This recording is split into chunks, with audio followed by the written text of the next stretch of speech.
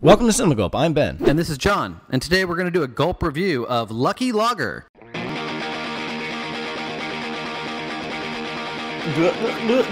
Steven Soderbergh is back from the dead, and amongst the grave he gives us Hogan's Heroes, otherwise known as the white trash Ocean's 11. This film is a laugh-out-loud riot featuring hilarious performances from Channing Tatum, Adam Driver, and Daniel Craig. One of the funniest movies of the year, though not really one of the best. However, it's great to see Soderbergh back doing what he does best. John, what'd you think of Hollywood Hogan? You know, I really enjoyed Logan. I thought that Hugh Jackman was pretty great. Oh wait, we're not talking about that movie. I'm sorry. We're talking about Hogan's Heroes here, and I thought that this was a really funny movie. In fact, probably my favorite comedy of the year.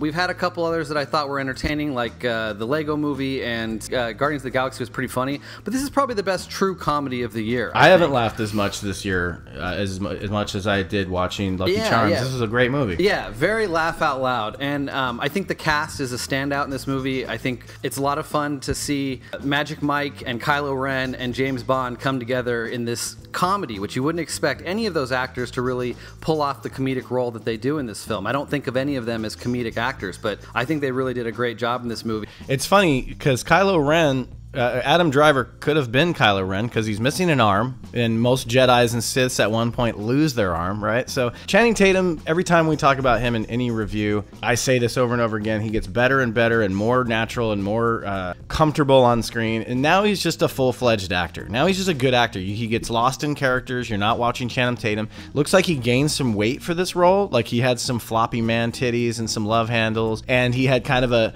bloated look to his face. I don't know if Adam Driver just has it in his contract where he's not allowed to cut his hair because his hair just gets longer and longer. The standout of the movie for me was definitely Daniel Craig. Just wasn't expecting him to do that because he just comes across as such a douche. He's just unhappy being the most coolest fucking spy in the world, but he looked like he was having a blast in this, and it showed, and he got lost in the character. Even though physically he does not look like a country hillbilly, he looks like a Brit. I think some actors that they cast actually have kind of a southern accent. I think everybody was really funny in the way that they presented their accent and their kind of hillbilly side to the characters in this film. Speaking of accents, Seth MacFarlane shows up, kind of unrecognizable as this kind of angry, weird pop culture British guy. I thought he was really funny, though I didn't think his character was needed in the overall arc of the story. Yeah, I think we both agreed that there was some subplots, like one involving his character, that we could see them as maybe unnecessary. They certainly play into the overall plot in some way,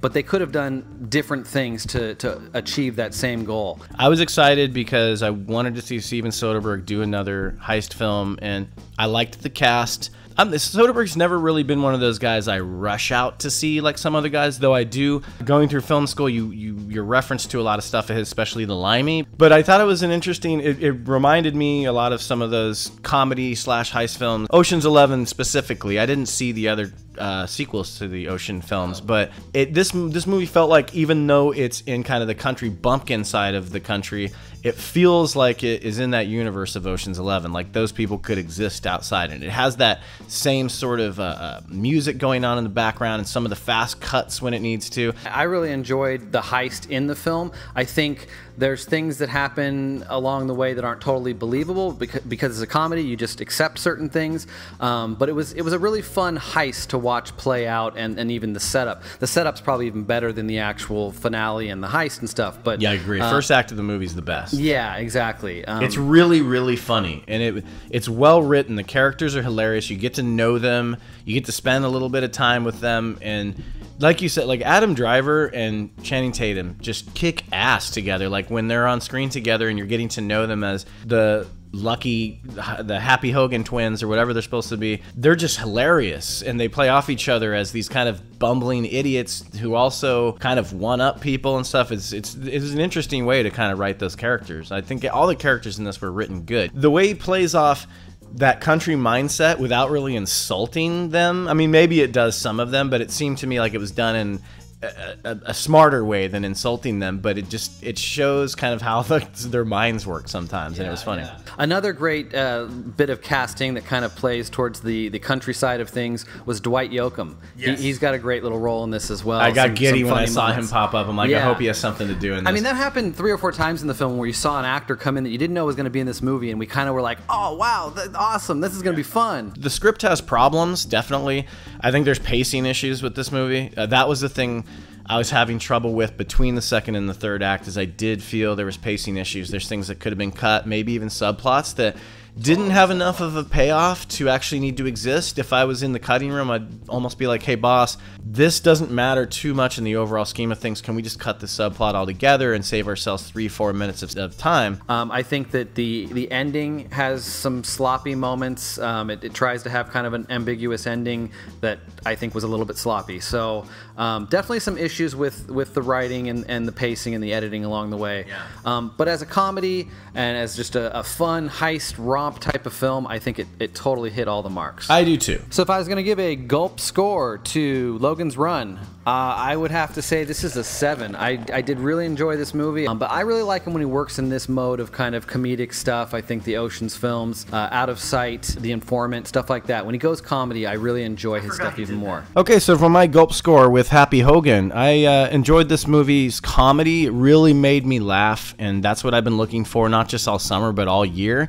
The surprising thing is, it's not an R-rated comedy. It's not... I don't remember if there's any foul language in this movie, and that's a sign of a good screenplay as a comedy for me, when you don't need to resort to dick, fart, fuck jokes and stuff like that. Yeah, and I thought it was a solid script. I loved the characters. I thought it was a lot of fun. I could definitely see myself rewatching this movie. So I'm going to go ahead and give Happy Hogan 7 gulps. That was our review for Lucky Logan. We hope you enjoyed it. Please give us a like and a comment down below. Let us know what you thought of the film, and make sure to subscribe to Cinema Gulp. Don't forget, you can check us out on Twitter, Facebook, Instagram, and Tumblr at Cinema Gulp as well. For Cinema Gulp, this is Ben. And this is John. We drink your cinema. I drink it up! Gangsters like their knuckles bloody, pranksters spike the drinks of their buddies. Gangsters treat their ladies right, and pranksters curse their chickless plight. Oh man, no